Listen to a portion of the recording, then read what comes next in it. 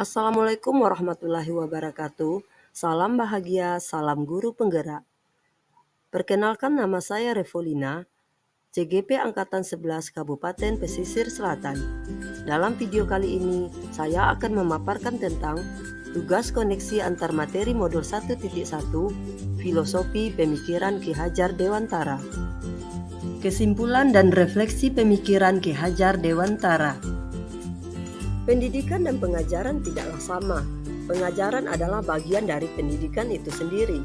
Pengajaran merupakan proses dalam memberi ilmu untuk kecakapan hidup anak secara lahir dan batin. Sedangkan pendidikan adalah menuntun, yaitu memberi tuntunan terhadap segala kekuatan kodrat yang dimiliki anak agar ia mencapai keselamatan dan kebahagiaan setinggi-tingginya, baik sebagai manusia maupun sebagai anggota masyarakat.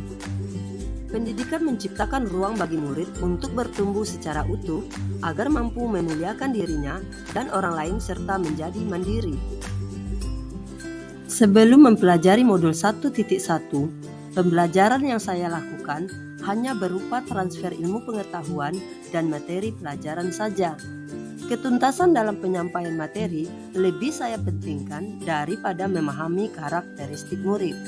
Saya melihat nilai hanya dari aspek kognitif saja. Setelah melakukan evaluasi, jika murid sudah mencapai KKM, saya menganggap pembelajaran sudah berhasil. Murid hanya dipandang sebagai objek pembelajaran. Pembelajaran hanya berpusat pada guru atau teacher center. Saya tidak begitu mempedulikan apakah murid sudah benar-benar paham akan materi yang saya sampaikan. Saya hanya meminta siswa untuk menghafal materi.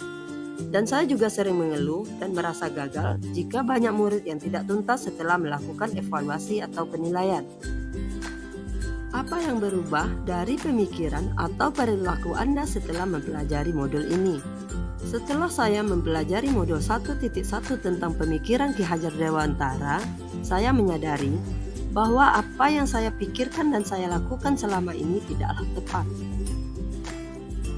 Seharusnya saya melakukan proses pembelajaran secara menyeluruh, mencakup semua aspek pembelajaran, kognitif, afektif, psikomotor, spiritual, sosial, dan budaya.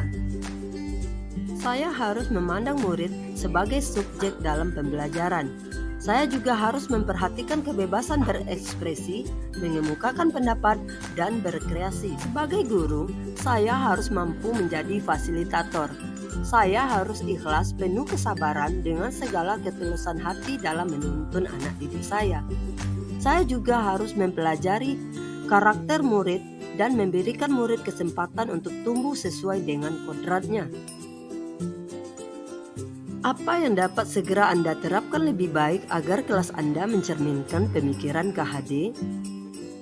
Yang dapat segera saya terapkan dalam pembelajaran di kelas saya antara lain: merancang pembelajaran yang interaktif, menyenangkan dengan melibatkan murid atau student center.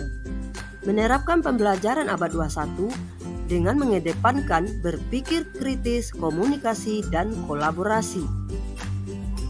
Pembelajaran yang tidak lagi menuntut, tetapi menuntun. Mengenali karakteristik dan latar belakang murid dengan menjalin komunikasi yang baik dengan peserta didik. Sekian video saya kali ini, semoga bermanfaat. Selamat menonton. Assalamualaikum warahmatullahi wabarakatuh.